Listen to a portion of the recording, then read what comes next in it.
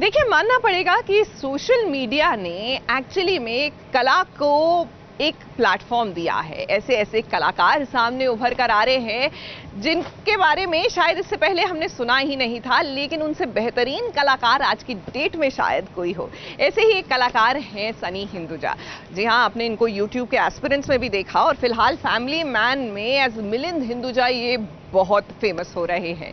लेकिन ऐसा नहीं है कि सब कुछ इन्हें पका पकाया परोस दिया गया। यहां तक पहुंचने के लिए कितनी मेहनत की सनी ने, आइए आज उनसे खुद सुनते हैं। Hi Mega, how are you? I am good. Firstly, congratulations for both Family Man 2 and Aspirants, and welcome to SBS Originals, Sunny. How are you doing? Thank you Mega.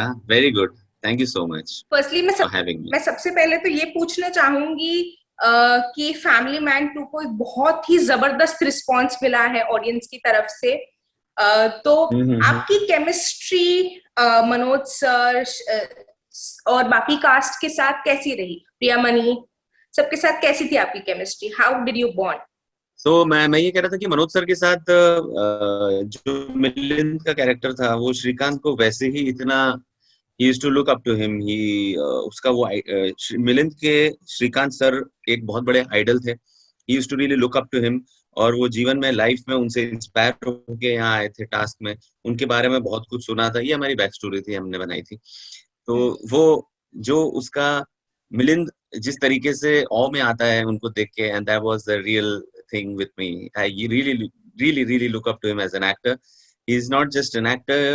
Padma Shri Manoj Vajpayee, he's an institution, and he's above all, he's a great human being to be around with, and I'm blessed to have worked with him so early in my life. तो हम Manoj sir और मेरी relationship की मैंने जितनी बातें बोल दी, उसके अलावा वही था. तो रियल लाइफ में भी वैसा ही था. As an actor I really look up to him. तो वो मुश्किल नहीं रहा मुझे उनके साथ उस तरीके से बिहेव करने का. और उसके अलावा उन्होंने उन्होंने वो इतने कमाल के एक्टर हैं. वो अपने सारे को एक्टर्स को, चाहे नया हो चाहे पुराना हो, एक समानता से ट्रीट करते हैं और इंक्लूड करते हैं अपनी लाइफ में, सीन में. एंड मैं बहुत शुक्रगुजार हूँ कि I feel he is an integral part in my life. वो उनसे मैं काफी जो भी मुझे लगता है कि मुझे सीख मिली है, वो उनमें उसमें उनका बहुत बड़ा योगदान है. तो really thank you and thank you to the makers. उन्होंने मुझे मौका दिया उनके साथ काम करने का. तो मतलब मैं उनको वो जब साथ में स्क्रीन पे होते हैं तो मैं मतलब एक खुशी, एक अंदर से एक जो उनके लिए जो एक रिस्पेक्ट और लव है वो आ जाता है. और मजा आ जाता है एक्चुअली जब भी वो स्क्रीन उनके साथ शेयर करने को मिलता है. क्योंकि आपको तो पता ही है वो कैसे एक्टर नहीं है, वो लेगेसी है. हाँ, मैं कभी उनसे मिली नहीं हूँ, बट मैंने ये बहुत सुना है कि मनोज सर खाने के बड़े शौकीन है. तो क्या सेट पे ऐसा कोई माहौल था जहां पर आप लोग बैठकर साथ में लंच करते थे या फिर परहैप्स डिनर? वो तो हमारा फीस्ट होता था. हम लोग we used to look forward to it. मतलब वो इतने शौकीन है, वो खाना मंगवाते थे हमारे लिए, सबके लिए, डायरेक्टर्स के लिए, जो भी हमारे कास्ट वाले थे. एकदम वो एक सेलिब्रेशन होता था. मतलब ऐसा लगता था कि हर मील में शादी हो रही है. थोड़ा ज्यादा हो गया बट हाँ, वैसा फील आता था. एंड वो इतने कमाल के थे ना. हम लोग सेट पे अगर हम हैं तो हम उनके वैन में ही रहेंगे और उन्हीं के साथ टाइम स्पेंड करेंगे. हम लोग कभी कभी सोचते हैं भाई उनको रेस्ट करना होगा, हम जाते हैं. तो हम जाते थे तो वैन में उनके, हमारे को उनके जो बॉय रहते थे वो बुला लेते थे कि सर बुला रहे हैं. तो हम तो खुश होते थे. हम तो, मुझे लगता था भाई 1 मिनट भी इनसे दूर ना रहे. इतना कुछ, इतना मजा आता था, इतना सीखने को मिलता था. तो बहुत बहुत ज्यादा, बहुत मतलब कमाल का टाइम बिताया हमने साथ में. सर ये भी पूछना चाहती थी कि यू नो फर्स्ट सीजन जब आ जाता है तो सेकंड सीजन से एक्सपेक्टेशंस बढ़ जाती है, पर काफी सीरीज ऐसी हुई है जिनकी सेकंड सीरीज इतना कमाल नहीं कर पाई. तो आपको क्या लगता है कि फैमिली मैन 2 के लिए वो कौन सी चीज थी जो कमाल कर गई? What made family man stand out perhaps? मुझे ऐसा लगता है कि फैमिली मैन इसीलिए शायद स्टैंड आउट करता है क्योंकि जो मेकर्स हैं और जो राइटर्स हैं वो इतने सेंसिबल हैं. और वो वो अपने पास्ट को अपने साथ लेके नहीं चलते हैं, वो एक नए सिरे से, एक नए तरीके से, और एक जो उनका इंटेंट है ऑनेस्टी और अर्नेस्टनेस के साथ वो काम करते हैं। मुझे लगता है वही एक उनका वो वेपन है, हथियार है, जो कह सकते हैं शस्त्र है। तो उन्होंने, उनका कुछ बैगेज नहीं था, मुझे लगता है उन्होंने उसी शिद्दत के साथ सीजन 2 को बनाया है, जैसे एक कोई नया शो डेवलप कर रहे हैं, उसी शिद्दत के साथ पूरी टीम ने काम किया है, चाहे वो एडी टीम हो, डायरेक्शन टीम हो, चाहे वो कॉस्ट्यूम टीम हो, चाहे वो कैमरा टीम हो, या चाहे वो एक्टर्स हो। तो ये मुझे लगता है कि ये एक जन की वजह से नहीं होता है कभी भी। It's a team work, and team work leading from the front, जो राज डी के थे, तो वो एग्जाम्पल सेट करते हैं। मुझे लगता है कि उन्हीं चीजों ने हम लोग को बांध के रखा है, और आज अगर आपको सही लग रहा है तो ये पूरी टीम की मेहनत है, and headed by Raj D के। फैमिली मैन 3 की तो ऑलरेडी बात छिड़ चुकी है, तो क्या आप उसका हिस्सा होंगे? आपने अगर स्पॉयलर्स हम दे सकते हैं क्या यहाँ पे? स्पॉयलर्स नहीं देने चाहिए ना, कईयों ने नहीं देखा होगा फैमिली मैन सीजन 2।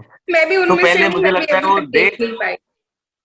वो देखेंगे आप तो पता, फिर आप नहीं पूछेंगे कि मैं हूँ या नहीं हूँ। मैं खुद नहीं But देख I पाई, hope, मैं I होप hope, कर रही I हूँ hope, कि I wish to be there in season 3 as well. I hope. I don't know. Anything is possible. I might be there. I might not be there. But I'll be happy to be there. obviously and fans will be happy to see you there. Sunny, मैं ये भी पूछना चाहती थी कि social media पे कुछ controversies की बात हो रही है फैमिली मैन से रिलेटेड। काफी लोग नाराज हैं कुछ चीजों को लेकर, तो उसके ऊपर आप कुछ कहना चाहेंगे? मुझे लगता है लोग नाराज थे जब तक उन्होंने सीरीज देखी नहीं थी। अब शायद जब सीरीज देख लिए तो उसमें समझ में आता है कि ऐसा जिन चीजों की हम बातें कर रहे हैं वैसा बिल्कुल भी नहीं है। और ये डायरेक्टर्स जो है बहुत सेंसिबल हैं, बहुत उन्होंने सीजन 1 में भी बहुत ज्यादा एम्पैथी के साथ उन्होंने शो बनाया था। दे showed the real side of India without giving any commentary towards it, without giving any opinion. कोई भी उन्होंने ये सही है, ये गलत है, ये नहीं बताया था।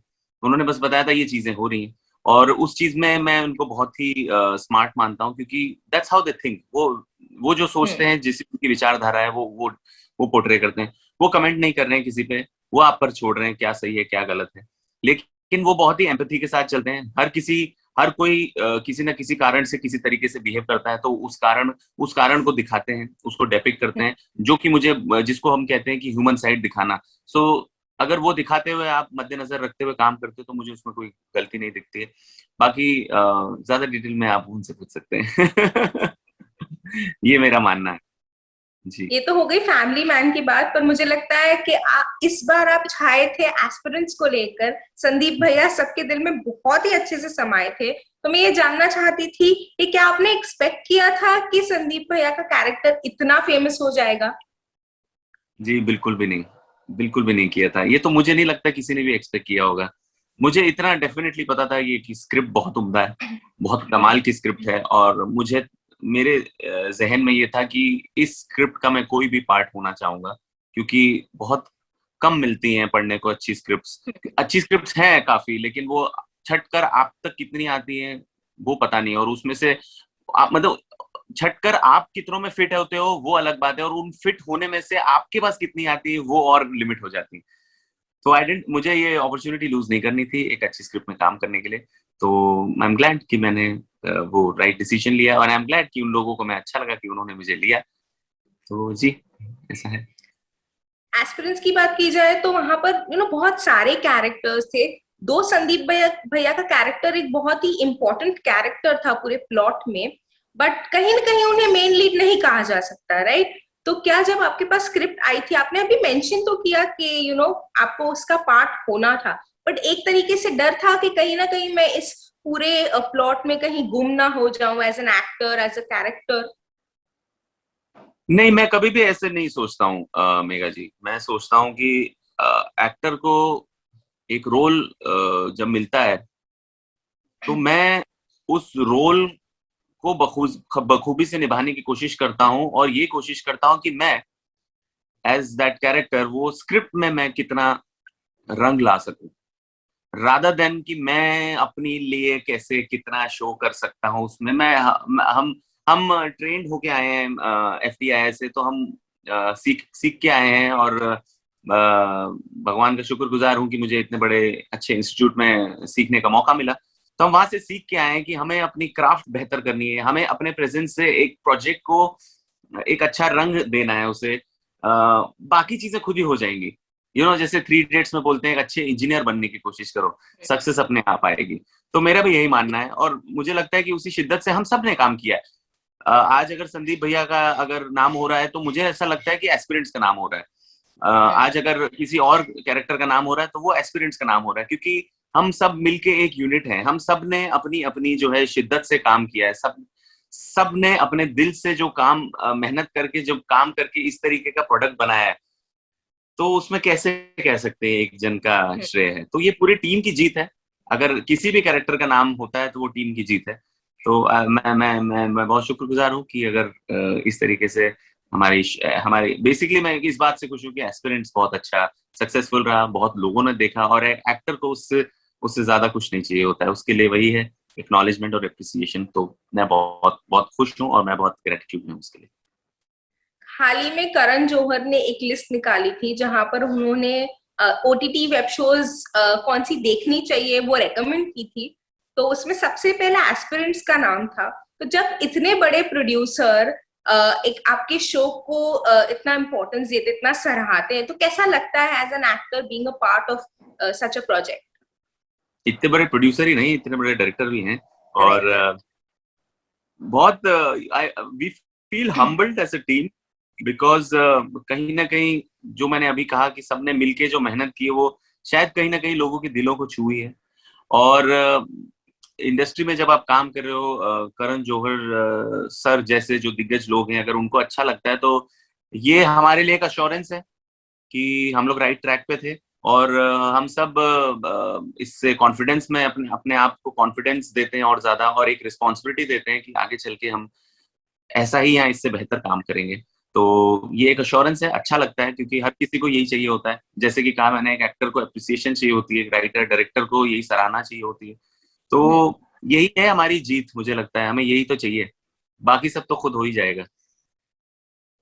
Sunny, correct me if I am wrong, आपने अपनी एक्टिंग जर्नी की शुरुआत 10 साल पहले की थी, कहीं 2010 में।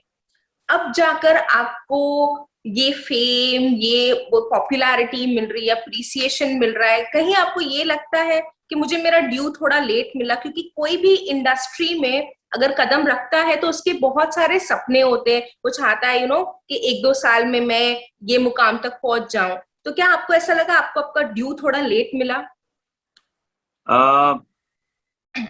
मेघा जी, मुझे तो ऐसा लगता है कि अगर ड्यू मिला है तो मैं उसी से बहुत ज्यादा खुश हूँ, क्योंकि मैं जिस तरीके से काम कर रहा था, मैंने छोड़ दिया था ये चीज सोचना कि फेमस होऊंगा या मेरी चीज पहुंचे, बहुत लोग देखें, फैंस बने, ये सब मैं भूल गया था।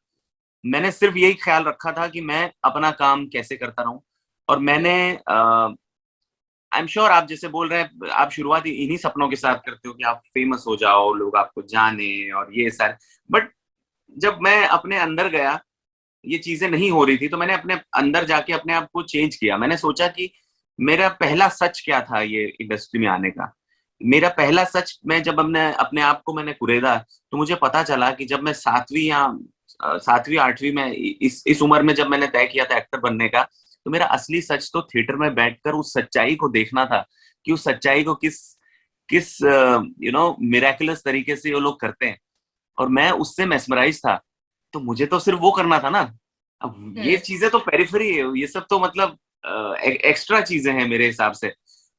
तो जब मैंने वो सोचा कि मुझे सिर्फ काम अच्छे से करना है, तो मैंने उसी पे फोकस रखा, और मैंने फेम के बारे में सोचना छोड़कर ये सोचा कि मुझे अंत तक सिर्फ एक्टिंग करनी है। मुझे भगवान सिर्फ ये मदद करना है कि मैं सिर्फ अंत तक एक्टिंग करता रहूं, और बस मुझे ये था कि अपने क्राफ्ट पे काम करते रहना, और मैं काम करते रहूंगा अभी भी।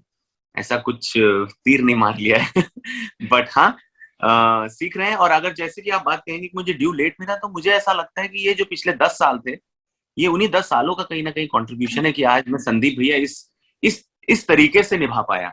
मैं शायद आज से 5 साल या 8 साल पहले इस तरीके से नहीं निभा पाता। तो ये जो पिछले 10 साल थे, ये मेरे 10 साल मेरे सोना, मेरे गहने थे, जिन्होंने मुझे सिखाया। ये एक्सपीरियंसेस ने मुझे स्ट्रेंथ दी, ये एक्सपीरियंसेस ने मुझे बताया कि और स्ट्रांग बनाया कि नहीं, हमें करना यही है, अपना प्लान बी भी प्लान ए ही है। यही सोच के उन्होंने मुझे स्ट्रेंथन किया, उन्होंने मुझे स्ट्रांग बनाया और उन्होंने मुझे करेज दी कि आज शायद इस तरीके से मैं परफॉर्म कर पा रहा हूँ। और आज अगर आप कह रहे हैं कि मुझे ड्यू मिल रहा है, तो मुझे ये ड्यू से ज्यादा एक रिस्पॉन्सिबिलिटी मिल रही है, एक कॉन्फिडेंस मिल रहा है। और मेरे जो मैंने अब तक जो मुझे लगता है कि जो टीम के साथ मिलकर काम करके हमने परफॉर्मेंसेस किए, उसकी एश्योरेंस मिल रही है कि yes, you are on a right track.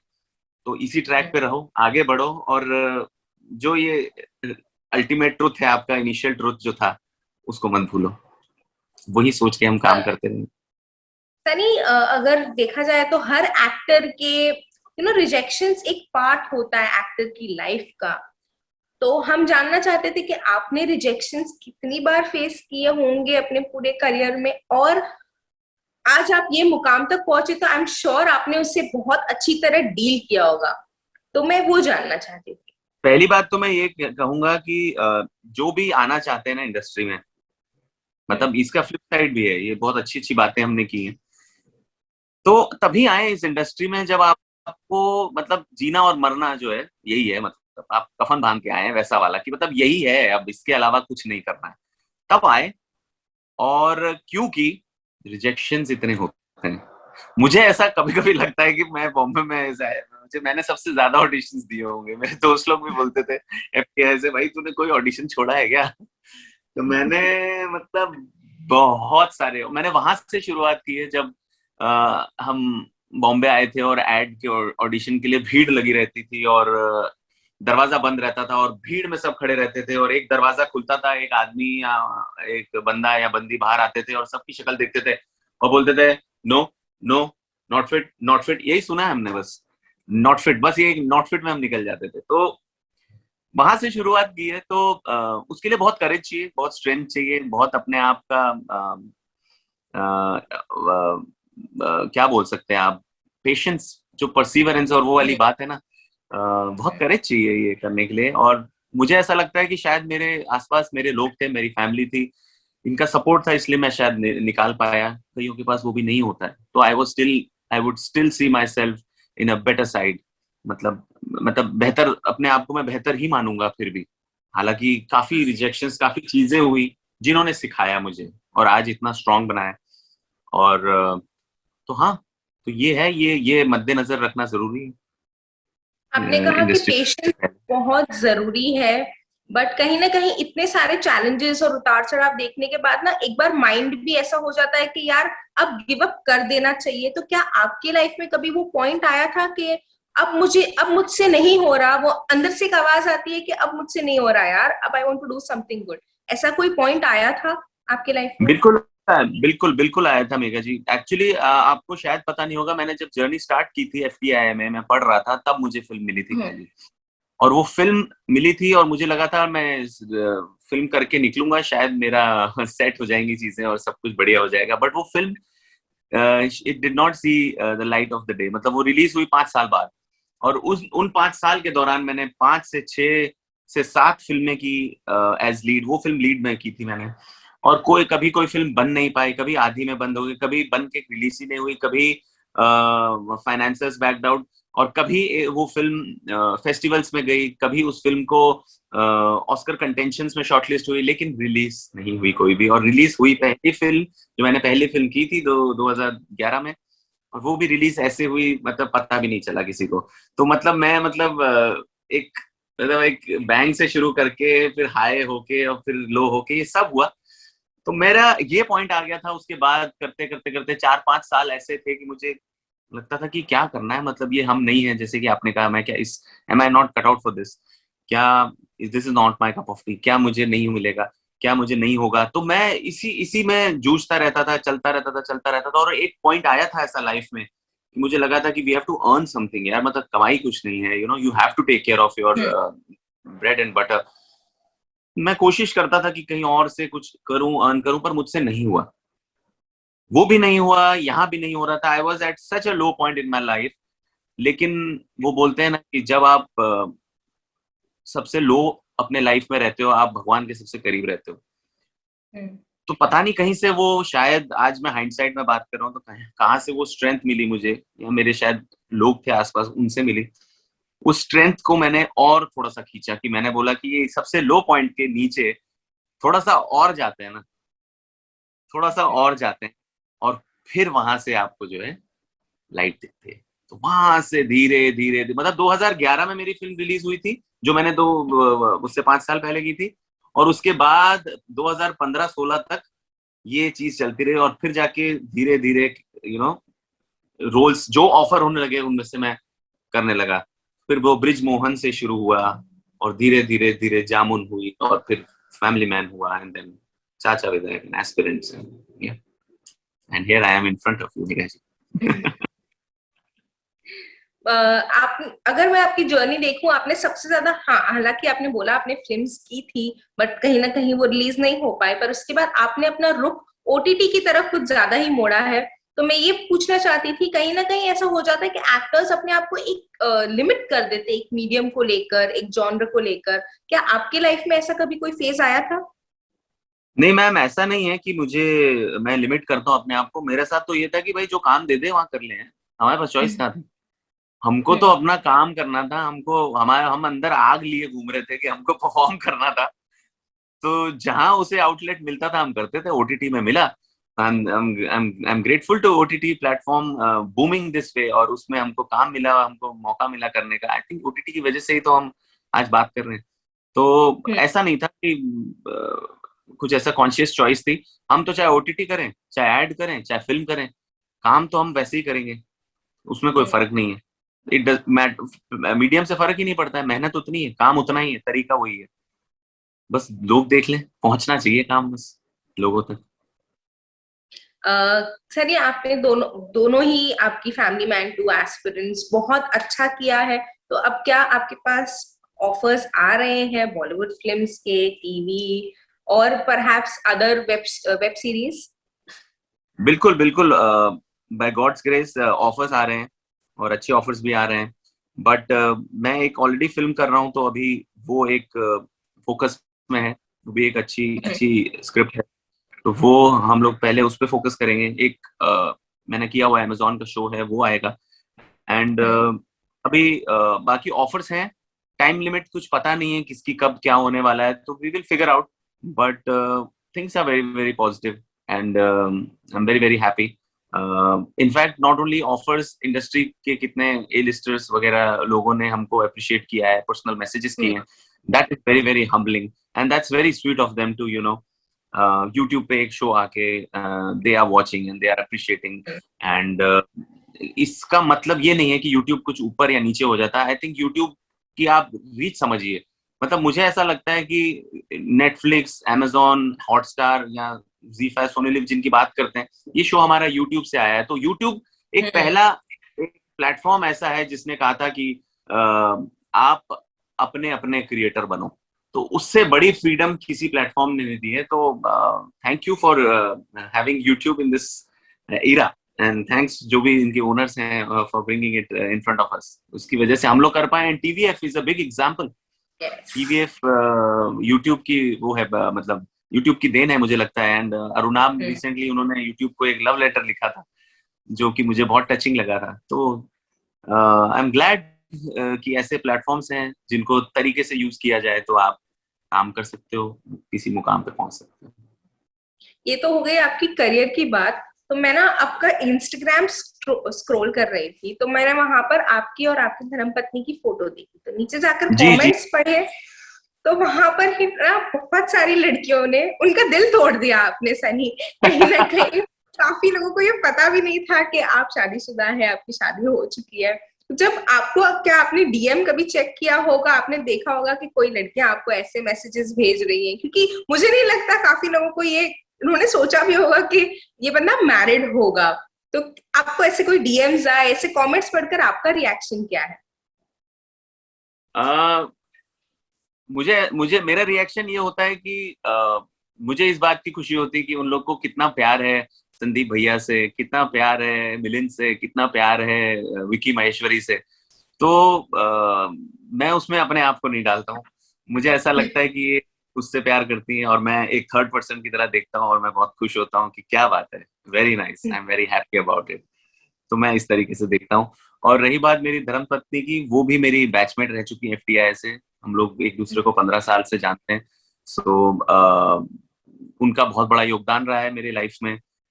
जो मैं आज सेन हूँ और तरीके से आज इतने अच्छे से शायद बात कर पा रहा हूँ आपसे, तो उनका भी बहुत बड़ा योगदान है। जिस तरीके से मेरे पेरेंट्स, मेरे फैमिली, मेरे भाई, तो ये लोग होते हैं ना कि जैसे कि आपने अगर एस्पिरेंट्स में देखा होगा कि आपके अगर अपने लोग आपके साथ होते हैं तब आप किसी मुकाम पे पहुंचो तो उसका मजा अलग ही होता है। वरना आप अकेले पहुंच के आप क्या ही उखाड़ लेते हो, मतलब आप पर मतलब कोई साथ में सेलिब्रेट करने वाला ही नहीं है तो उस सक्सेस का क्या मजा। तो आई am very happy and thankful for these people and not only these, there is a set of very very close friends जो है मेरी लाइफ में and I really cherish them। मैं बहुत खुश हूँ कि इतने प्यारे लोग हैं मेरी लाइफ में। ये तो हो गई, सारी बातें हो गई। अब मेरे पास एक छोटा सा सेगमेंट है, स्पेशल फर्स्ट, जहां पर मैं आपको आपकी फर्स्ट चीजों के बारे में पूछूंगी और आपको उसका आंसर देना है, ठीक है? योर फर्स्ट सैलरी और योर फर्स्ट पे, आपकी पहली सैलरी या पे पे क्या कितनी मतलब थी और कहाँ से आई? मेरी पहली सैलरी थी एक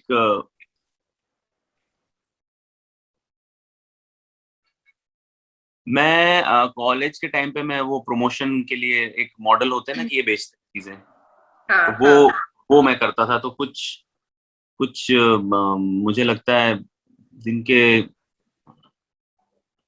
800,000 रुपए टाइप्स कुछ था। दिन के? ओके। देन दिन के आपका थे कि महीने के थे? आई थिंक महीने के थे, सॉरी। क्योंकि वो महीने टाइम के थे। पर तो दिन पे अभी बहुत भी ज्यादा हो हमें, गया। महीने के हाँ होंगे, वही। महीने जी, महीने के 800,000 ऐसे कुछ। आपका first celebrity encounter? First celebrity encounter मुझे मुझे मेरा था, जो मुझे अभी याद आ रहा है कि इरफान सर के साथ था। और उनको मैंने मॉल में देखा था। और मतलब मेरे लिए ऐसे मतलब उतना मैं पर्सनली ऐसे स्टार्स तक उतना हर किसी के लिए नहीं हो जाता हूँ। बट जब इरफान सर टाइप या मनोज सर टाइप लोग होते हैं तो मैं पिघल जाता हूँ जो जो बोलते हैं। तो मैंने वहां सोचा नहीं, ऑफ कोर्स स्टार स्ट्रक होते हो पर आपके पास करेज नहीं होती कि मुझे ऐसा लगता है कि नहीं ठीक है ना, ये ग्रेट है, ये कमाल लोग हैं, तो मैं कुछ कर नहीं पाता हूँ। लेकिन जब इस टाइप के लोग होते हैं तो वो मेरे लिए, मैं बिना सोचे मैं चला गया, उनसे बात की और वो मोमेंट मेरे लिए मतलब लाइफ का कमाल का मोमेंट रह चुका है। और उन्होंने बहुत अच्छे से बात की थी मुझसे। तब तो मैं मतलब आया ही था बॉम्बे में, कुछ पता नहीं था। और बहुत मेरा दिल टूटा है, मुझे उनके साथ काम करने का मन था बहुत ज्यादा। तो वो मुझे उसकी तो भरपाई पता नहीं कैसे होगी, बट हाँ। और वही थे मेरे फर्स्ट, वो आज भी मुझे विविडली याद है। The first day on your sets, आपके डेब्यू शो पे फर्स्ट डे आपका कैसा था? फर्स्ट डे मेरा बहुत ही ज्यादा एनर्जेटिक था और मेरे जहन में ये था कि यही है भाई। मैं हर शॉट में हर हर चीज में 100% देता था। नॉट दैट कि अभी नहीं देता हूँ, बट उस वक्त तो कोई समझ ही नहीं थी ना। मैं एफटीआई में पढ़ रहा था और मुझे फिल्म मिल गई थी और मुझे लगा कि और मुझे पता भी नहीं था कि मैं कर सकता हूँ कि नहीं, बल्कि मैं तो श्योर था कि मैं मुझे नहीं आता है। बट वही लोगों से पूछ के, सीख के, बात करके, पॉइंट्स लेके, सब समझ के, स्क्रिप्ट पढ़ पढ़ के, जो मुझे जिसने जो बताया वो सब अप्लाई करके एक एकदम यू नो एक जंग में जैसे कूद जाते हैं ना बिना सोचे, तो वैसा था मेरा। एक ऐसा सीन जो आप कर रहे थे और आपको बहुत फर्स्ट ऑकवर्ड सीन आपका कौन सा था?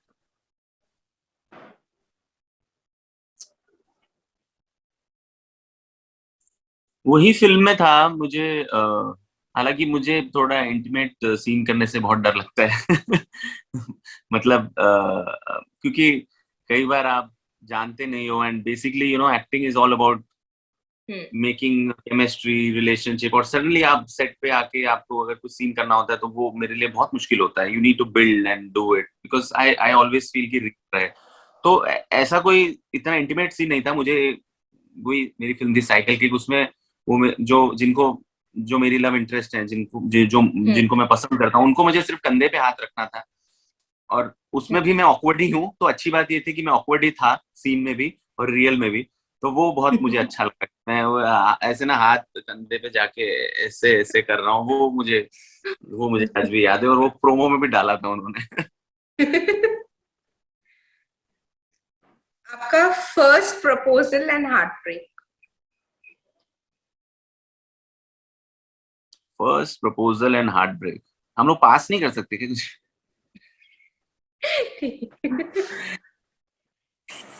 फर्स्ट प्रपोजल तो बहुत ही लड़कपन में था यार, मतलब बचपने वाला प्यार, सातवीं वातवीं में.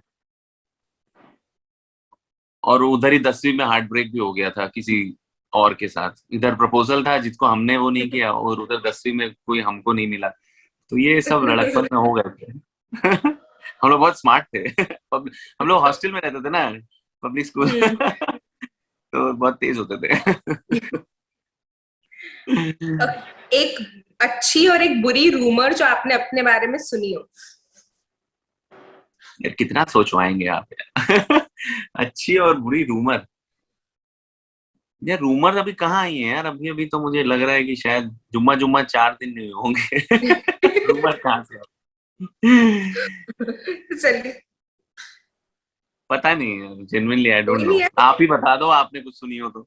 मैंने कोई अभी तक सुनी नहीं है. मैं जानना चाहती हूँ एग्जैक्टली. आपने, अगर थोड़ा आपने कोई आई है तो. थोड़ा समय तो इंडस्ट्री में समझ लो, जुम्मा वही वाली बात है. मुझे पता नहीं एक्चुअली. आपका पहला फियर जिसके साथ आप, your first fear that you dealt with. पहला फियर. पहला फियर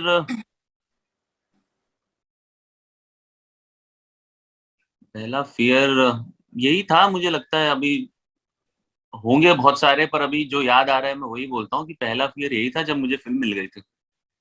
और फ्रैंकली मैं बताऊं मेघा जी, वो फिल्म मिल गई थी जब मुझे पहली. तब तो मैं इतना रॉ था, इतना सीख रहा था. मैं सोचता हूँ आज भी तब मैं कितना डरा हुआ था, मैं कैसे करूंगा, मुझे तो आता ही नहीं. लेकिन आज मुझे लगता है कि अगर हमने थोड़े बहुत काम करे भी हैं, मुझे आज भी डर लगता है.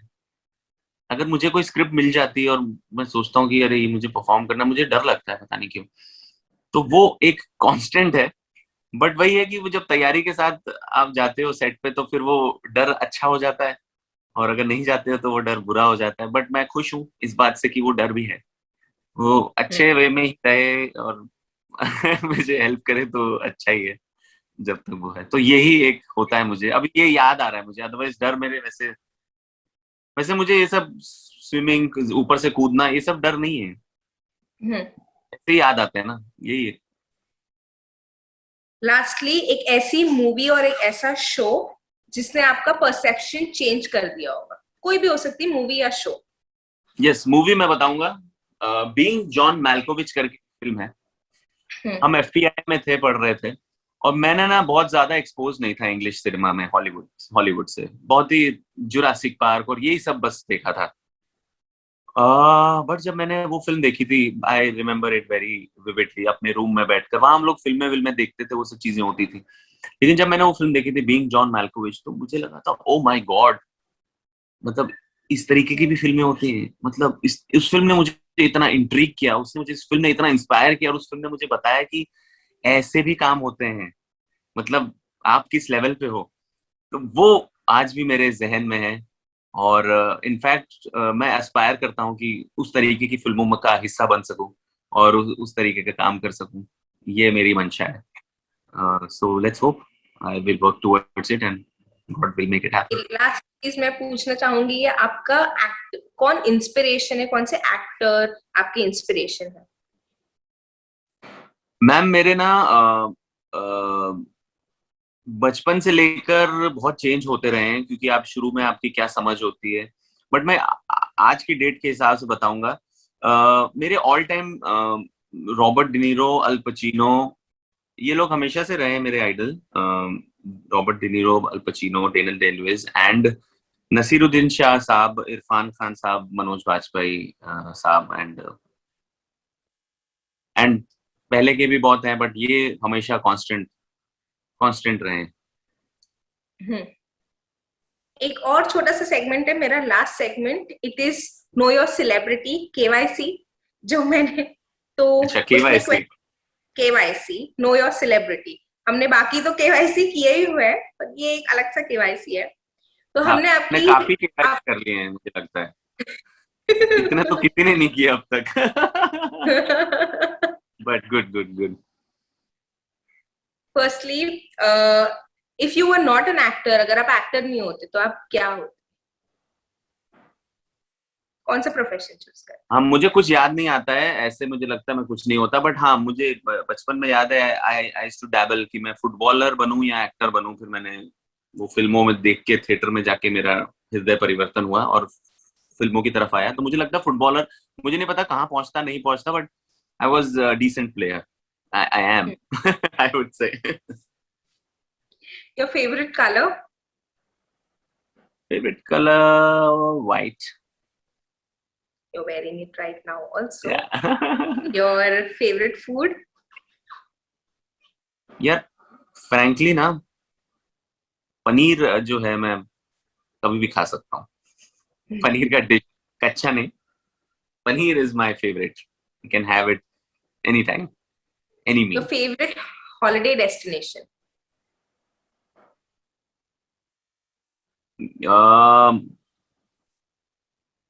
पहले मैंने सोचा था इंडिया एक्सप्लोर करेंगे, कश्मीर वगैरह, तो काफी हद तक हो गया। अभी मुझे यूरोप जाने का मन है, तो अभी गया नहीं हूं मैं। तो कोविड के बाद कोई प्लान है कि आप एक ट्रिप? प्लान एक्चुअली मेगा जी, हमारा प्लान अप्रैल लास्ट ईयर, हमारी टिकट्स वगैरह बुक थी स्विट्जरलैंड के लिए। और जैसा कि आपको पता है मार्च में सब बंद हो गया था, लास्ट ईयर पहला लॉकडाउन। तो आज भी हमारे फ्लाइट का तो हो गया रिटर्न, लेकिन जो हमने, हमारा सब कुछ हो गया था, वीजा से लेकर एवरीथिंग। तो जो स्टे वगैरह का है ना, वो तो अभी भी मझधार में आ जाएगा वो भी। The thing, आपकी 5 things जो आपके बकेट लिस्ट में है, 5 things bucket list. Actually recently मुझे किसी और ने भी ये पूछी थी बात, क्योंकि सिनेरियो ऐसा हो गया ना, जैसे कि हम बात कर रहे हैं कि आई एम हैप्पी कि हम लोग का काम यहाँ तक पहुंच गया है, लोग देख रहे हैं, लेकिन इस चीज का जो भरपूर मजा हो पाता अगर ये वर्ल्ड और ये दुनिया विदाउट कोरोना होती, अगर कोरोना फ्री होती तो बहुत फ्री रहता। ये जो खुशी होती है होलसम होती। बट मैं ये चीज सोच के भी खुश रहता हूँ कि जब लोग बोलते हैं कि ऐसे माहौल में कुछ इंस्पायरिंग देख के अच्छा लगा, हमको लगा कि कुछ था, कुछ हमारा जिसने माइंड डाइवर्ट किया, तो उस वजह से मैं ग्रेटफुल भी फील करता हूँ कि हम वो चीज कर पा रहे हैं लोगों के लिए। तो उस वजह से मैं ना ज्यादा बकेट लिस्ट सोच नहीं पाता हूँ फिलहाल। मेरा इमीडिएट बकेट लिस्ट अगर आप देखा जाए तो make this world corona free and make this, ये जो ग्लोबल वार्मिंग है वो सॉल्व हो जाए, ये जो वॉर वगैरह होते हैं ये सॉल्व हो जाए। चौथी चीज मैं ये कहूंगा कि मेंटल हेल्थ को लोग सीरियसली लें, क्योंकि लोग इसे टैबू समझते हैं। फिजिकल हेल्थ अगर बीमारी होती, दर्द होता है तो सीरियस लेते हैं, लेकिन मेंटली कोई ठीक नहीं होता है तो don't take that seriously, they take that seriously. And अगर आप अपने लोगों के साथ शेयर करो, नहीं कर रहे हैं तो उनको उकसाओ, शेयर करें, बात करेंगे तो इजी हो जाता है। और बहुत ज्यादा ही है तो आप थेरेपिस्ट को दिखाएं, it's not a big deal. 4 sessions करके if you can feel great for your rest of your life, it's no big deal, it's nothing wrong in that. जो मेंटल है, पागल है, इट्स ऑल स्टूपिड। इसी वजह से ये टैबूस हमारे देश में ये चल रहे हैं, तो ये ठीक हो जाए। और लास्ट वाला मैं बताऊंगा जो मेरी पर्सनल लिस्ट में से है, sky diving. Sky diving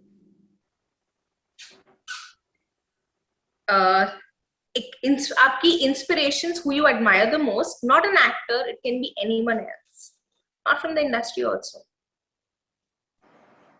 Anyone, someone particular? Anyone, कोई the person you admire, can be on industry person. I really admire my dad. I think the kind of that instinct, that killer instinct बोलेंगे कि नहीं, मतलब जो कुछ सोच लेते हैं और ठान लेते हैं ना और वो करना है, वो वाला एक्ट उनसे आया है मेरे अंदर. And hard working and you know शिद्दत से किसी चीज में लगे रहना, ऑनेस्टी के साथ, ये सारी चीजें मुझे उनसे आई हैं. And I really look up to him.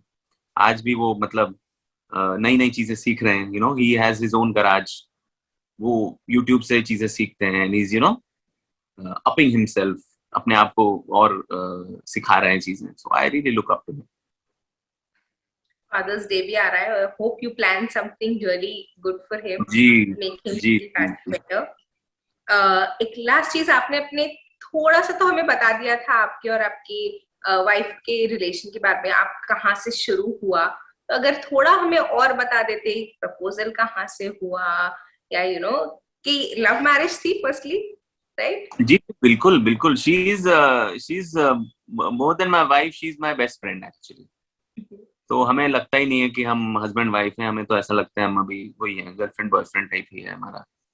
और टचवुड ऐसा ही रहे आगे जाके भी.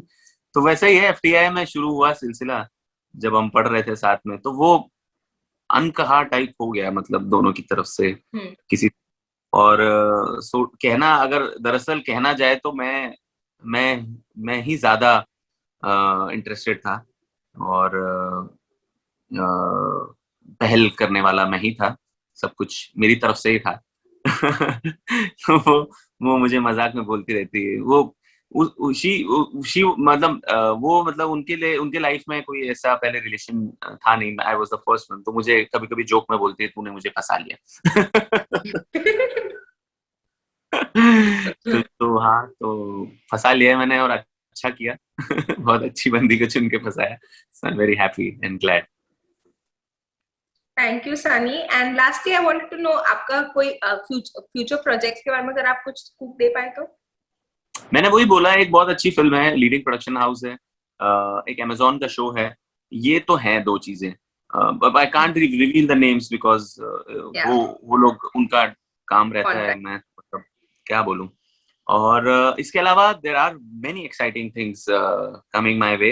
Really grateful for that. Let's see, कुछ ना कुछ जल्दी साइन हो जाएगा और हम इत्तला करेंगे सबको.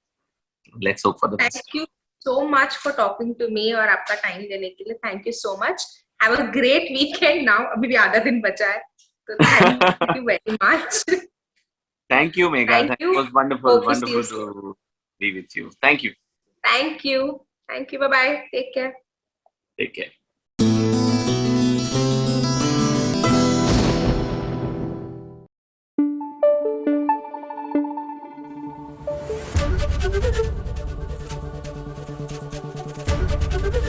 ABP न्यूज़ आपको रखे आगे.